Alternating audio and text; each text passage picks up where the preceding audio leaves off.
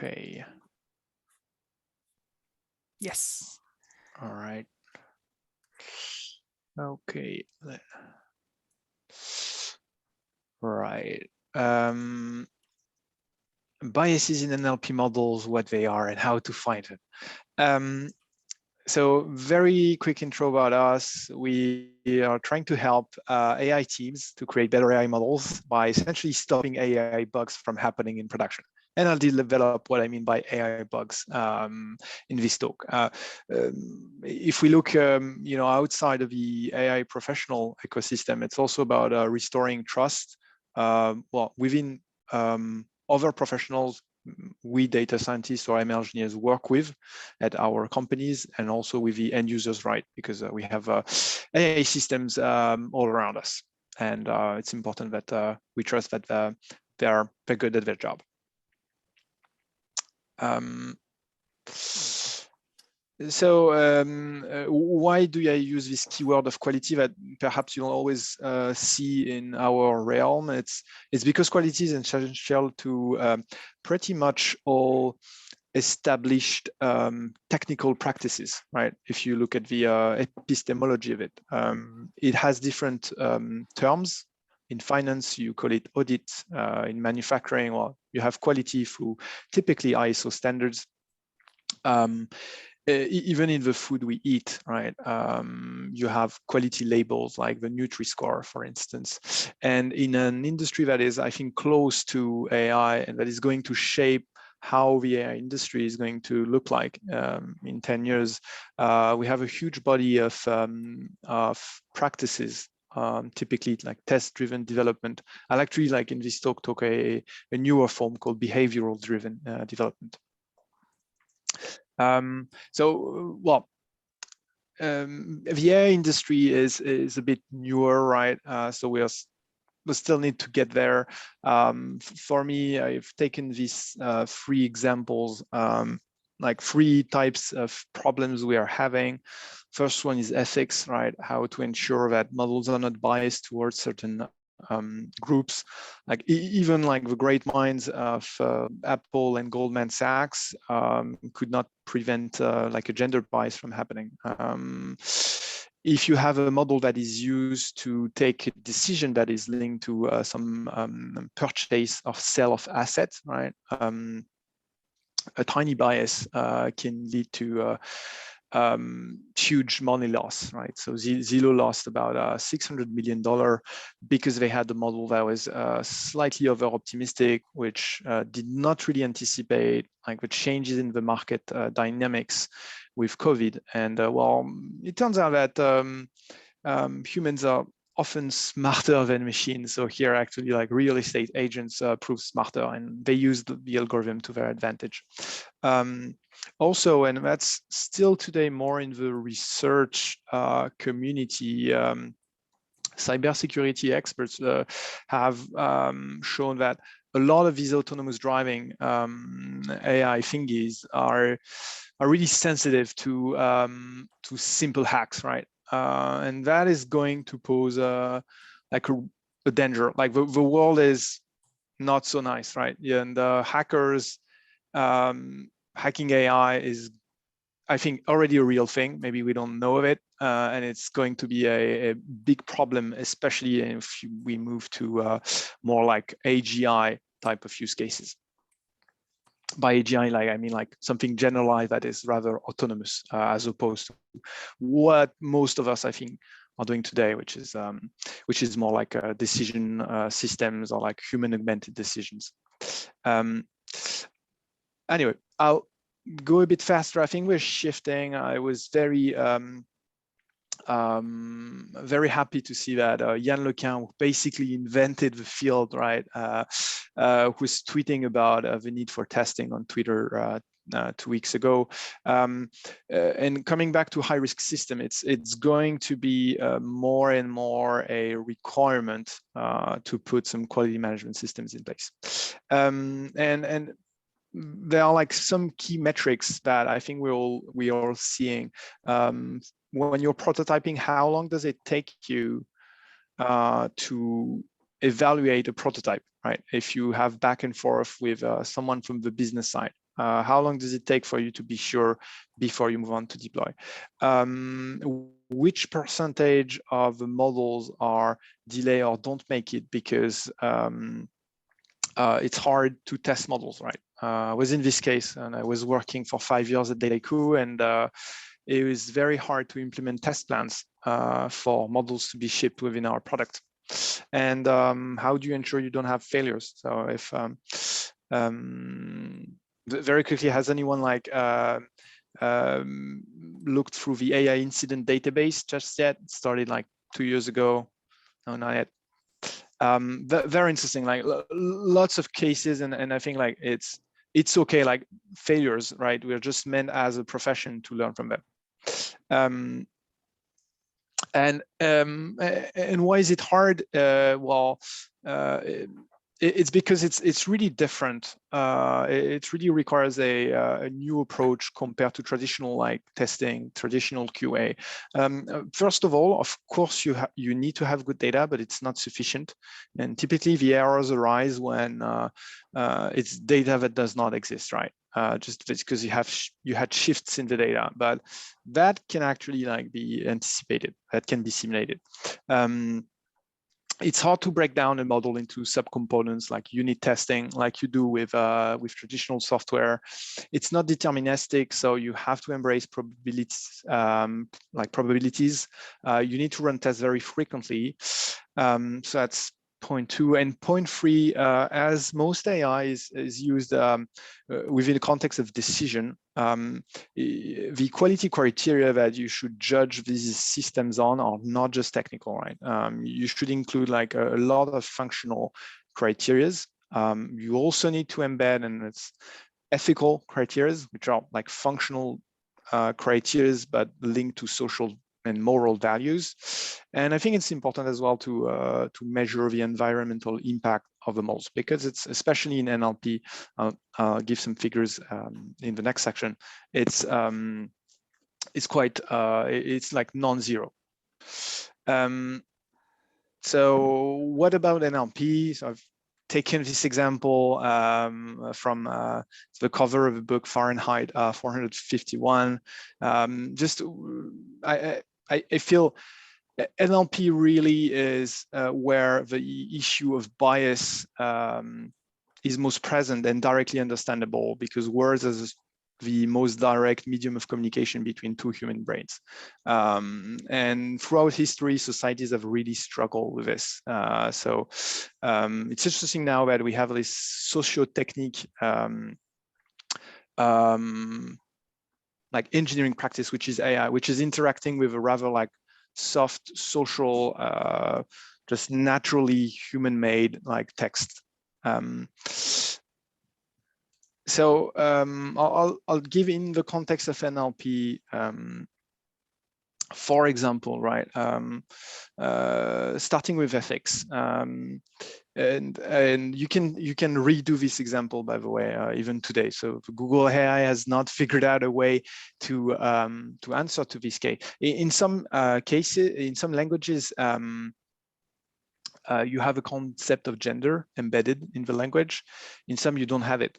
So how if you ask a model that has been trained on Wikipedia typically, or even just the whole internet, you reproduce some of the biases that you encounter in society, and it's really hard, right? So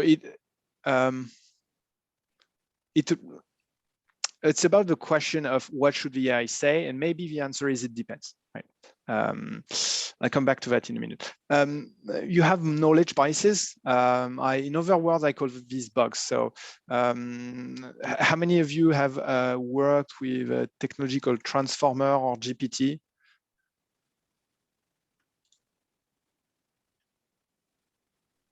Feel free to unmute.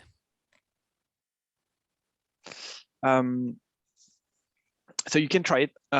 It's very easy. You have a demo on the Hugging Face website, these models are generally good, but there's a long tail of just things that don't work out. because the knowledge graph that these models have, so basically the data it was trained on, is not necessarily sufficient in like cases like Giskard, which we started like 6 months ago. So I genuinely have no idea why GPT-2 thinks that we are a senior research scientist at the University of Western Australia. I looked it up. There's no one called Giskard there. So interesting, like a kind of puzzle. Then you have issues of reliability. What I call a technical bias. So typically, this is an issue that was resolved in Spacie if you are using this very cool NLP open source library, where it would hang if you were trying to run your pipelines with multiple processors. So you have to take these into account. They will like really, those can take down your production pipelines. And then like coming back to the issue of environmental impact of which I call like energy biases. It's really puzzling. There's a paper, like I'll share the slides by the way, and in the comments there are links to each of the papers I'm using. There are huge disparities between types of models and types of course of hardware in the energy consumption and CO2 emissions, with an unclear like trade-off between like energy requirements and performance. So it's something that is still a big work in progress, but I believe there are some cases where people will have to make some trade-offs, right, in terms of energy, because like right now these large models, they are rather rare, but in 5 years they're probably going to be everywhere. So I'm going to introduce like a paper from 2 years ago, which I think like highlights a lot of the way that we should go about testing NLP models, and not just NLP models, but models in general. It comes from software engineering, actually, behavioral testing. And they introduce checklists. So it's a task-agnostic methodology for testing NLP models. Essentially, it starts by defining some capabilities. Typically, like vocabulary capabilities, taxonomy, so like equivalent words, the robustness to typo, the ability to understand like some name entities, etc. And it provides like a kind of template on how to create test cases for NLP. So I'll give an example in the next slide. Don't hesitate if you have some questions in the chat. Well, there are 3 test types, right? The first one is really like very, very basic, but very effective. It's just if you have a case, like a given sentence where you really have you need the model to give this answer, well, that's a unit test. That's pretty easy. And doing that is a way to test your own knowledge of a problem as well. So tests will often help you think about what you're doing. And for those of you who've been in software engineering, I think like there's this like learning cycle where you understand the ROI you get from tests because it helps you write better code. It helps you structure your thinking. But unit tests are usually not sufficient. So you probably need to invest in variance tests. So areas where a change in the input should clearly not change the output of the model. So where you need some kind of robustness there. And then there are, in a similar way, like, well, it's technically called metamorphic tests. Test of directional expectation. So if for instance, you know that if you add a negation in your phrase, And if you're running a sentiment polarity model, probably adding mitigation means that the polarity of the sentiment should not increase. And so checklist provides a way like to define templates, typically with like negation, a verb, and a thing, where you can easily generate those tests. All right, I'll give a quick demo, and by the way, it's I wanted to put it there. It's a picture of my cat. He was really bad at helping me build our prototype. Absolutely terrible help, but it's so cute. So I'll give you a quick tour of what we're building. So can you see the notebook? Yeah. Awesome. For now, we import any model in Python. So it's working from a notebook or any Python environment, VS Code, PyCharm, whatever. So this example is, imagine that you have to build an email classification model, right? So this database is open source. It's from Enron. It's a terrible company. They were involved in a fraud on the California electricity market. And actually, well, we still have today a huge database of all their emails. And so the idea here is, imagine that you want to help investigators sift through the emails, right? By pre-filtering the ones that might be related to the California crisis. So you can run a model whichever way you want, using whichever technologies you want. You could also like do rules, right? That works as well. There's nothing wrong about starting with a model with good rules. First rule of AI sometimes is like, don't do AI. So as soon as you have a trained model, so a function that takes like in this case emails, and that outputs a list of probabilities, right, for the classes, you can import it in our platform, Giskard, so through a function, just some metadata information. You choose the sample that you want to inspect, and there you go. I'll show you in a bit. Okay. So in a few clicks, you can inspect a given model on a given data set. So if you have some labels, there you go. And here is a visualization like case by case. And I think sometimes we forget that, right? We are like, it's helpful to look at confusion matrices, at statistical measures, but it's again not sufficient. So here the idea is that very quickly you can like sift through the data set, look for areas where, for instance, the model has gotten it wrong. So yeah, there you go. And see like why. That's important. So which features played a role, and try and perturbate the model, right? And that can be like, of course, pretty simple for categorical variable, but we're trying to help implement the ideas of NLP checklist is precisely like changing the text itself. So how does the model handle like empty strings, like no data at all, right?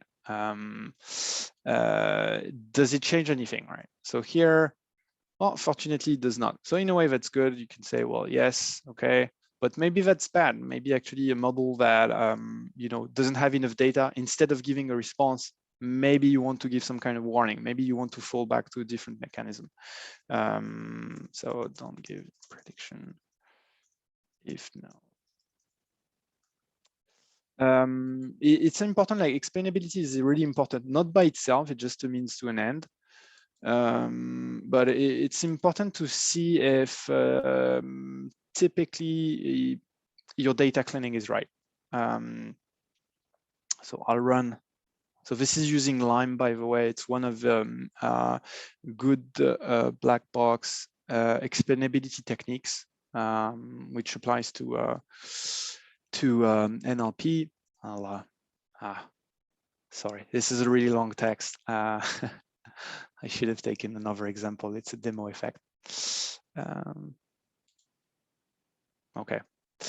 Well, anyway, I think you get the idea. The idea is you change the input, you see how the model reacts, and you give feedback on your judgment of the expectations you'd have. And it's precisely like defining like input and expectation is actually where designing tests starts in. So here, what we're working on will come soon is a way from a given feedback to generate the test automatically. So actually using NLP for that. So full circle. Anyway, so that's, oops, sorry. So that's what we are have started to build.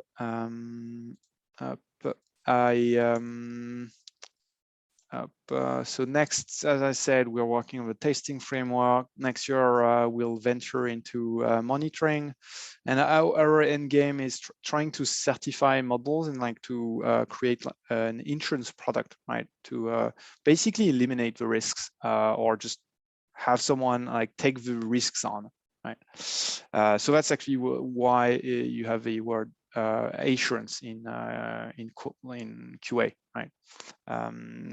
It's not quality control. Quality control, it's when it's already in the field. Quality assurance is like avoiding the bad quality problems.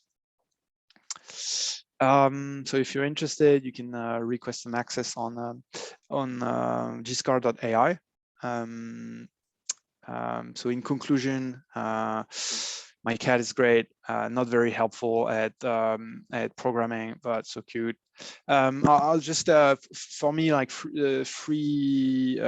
well, one value that I'd like to push is involving not only technical stakeholders such as ourselves in AI.